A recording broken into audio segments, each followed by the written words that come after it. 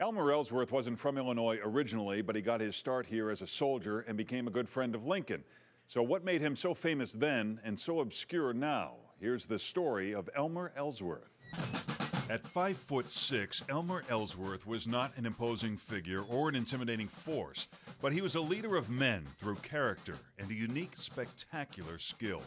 After spending time as a law clerk for an attorney named Abraham Lincoln, Ellsworth became interested in military tactics. He trained in an unusual military drill and recruited men for his elite unit of sword fighters, the Zouaves. They were pretty much acrobats on the battlefield. People have compared them to the current Cirque du Soleil.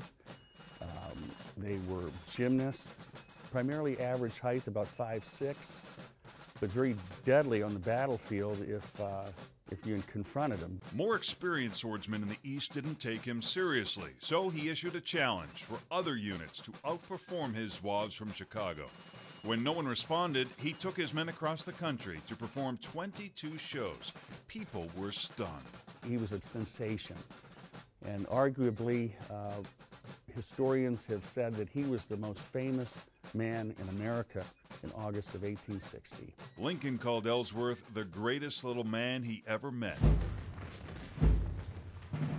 April 1861, tensions rose between North and South. Lincoln put out the call for 75,000 soldiers, and in May, Ellsworth was the first officer to lead the march into Virginia. He saw a Confederate flag flying on top of the Marshall House Hotel. It was 8 feet by 14 feet, so big Lincoln could see it from the White House. Ellsworth marched to the top of the hotel, tore down the flag, and draped it over his shoulder. Only to be met halfway down on the landing by the owner, proprietor of the Marshall House, James W. Jackson, who had a double-barreled shotgun. Elmer didn't see him, and he fired a shot right into his heart, killing Elmer instantly.